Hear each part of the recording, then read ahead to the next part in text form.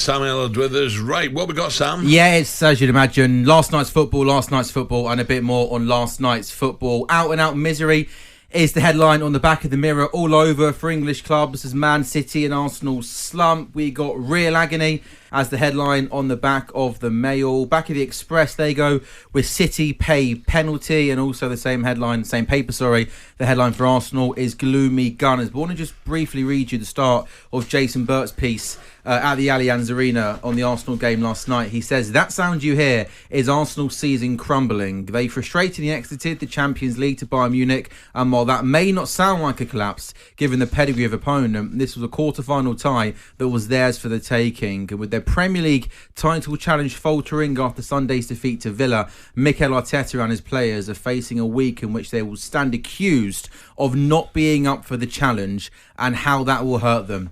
And Gabby, there has been those sort of accusations over the last few days thrown their way. It always gets to this stage of the season, and when the going gets tough, they crumble. Is that fair, or do you think that's a little bit harsh? I think it's a little bit harsh. I think last season was different.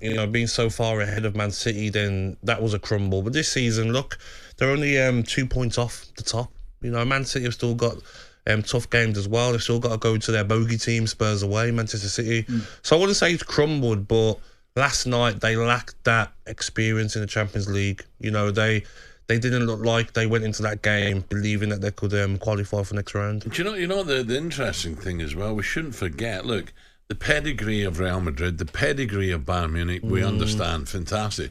But Leverkusen have strolled that league, the Bundesliga, haven't they? Yeah, 16 points clear. So it was a good, on paper, it was a good time to play Bayern, who've had a poorish season by their standards. But don't you think it puts us as fans of English teams in the competitions, basically says, you know what, you were all looking at Arsenal playing Manchester City. I was. I think everybody assumed it. It's going to be Arsenal, 100%. Man City, and then these clubs have thought, hang on a second, we're not no Mickey Mouse teams. It's not going to be guaranteed to get through to the semis. But for you still believe that the big trophies at Arsenal, Mikel Arteta is the right man to take Arsenal to I think so, yeah. I think you can't look at Arsenal now, 71 points, 2 points behind Manchester City, lost in the quarter-final of the Champions League. Yes, Arsenal fans are going to be angry because they want to win trophies. They're going to get bantered by other clubs of being bottle jobs, this and that, but they're not.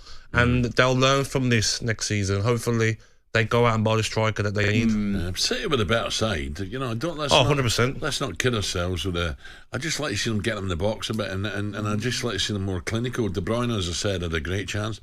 Haaland had a couple of half chances, didn't really fall from, but he's not. He's struggling at the moment. You see as well with Arsenal, Al and Sam, I think teams are working them out a bit now. I mean, Villa did. And last night, Bayern Munich knew that, you know what, if you just try and contain Saka and Martinelli, force them inside, get tied to Odegaard, Havertz isn't a striker, they found it quite comfortable last night, didn't they, Munich? Who was it? I think it was Neil Warnock on this very programme when we were talking about Arsenal winning one of the big ones. And he said, Arteta, he's not a winner. He doesn't have that ruthless streak to win a big one. That's what he said. And you disagree with that, don't you, Gabby? I think it's the proof of being the pudding, won't it? We'll see in the next 2-3 seasons. But it took Klopp time, didn't it, Liverpool to get to the Premier League? From what, and even Manchester City to win the Champions League. How many seasons did Pep have to keep going, getting knocked out at this stage? So they will learn from this. Arsenal. I mean, I'm just not sure about Havertz, mate. I know he scored a few goals and this and that, but Arsenal need to go out and get an natural number 9. Yeah, they need to now. I know they're top goal scorers in the Premier League, but it doesn't matter. They need to go and get a striker because he can do other stuff, bring players in, hold it up. So Havertz for me last night was very poor. Just away from last night's football, Simon Jordan's got a column in the Mail this morning. It's about Alejandro Garnacho. Garnacho's fall into social media cesspit is proof of players' warped sense of entitlement. For those that don't know what happened after the Bournemouth game on Saturday, he liked a tweet, and the tweet was of somebody slagging off Eric Ten Hag, basically, and Garnacho liked that tweet. Simon goes on to say, you can't get involved in that. It's silly, Al, isn't it? Yeah. What do you think then of players doing this? It's stupidity, isn't it? And the managers hear about everything. Don't worry about that. He'd have heard about it and say, "Oh, thanks, I remember that."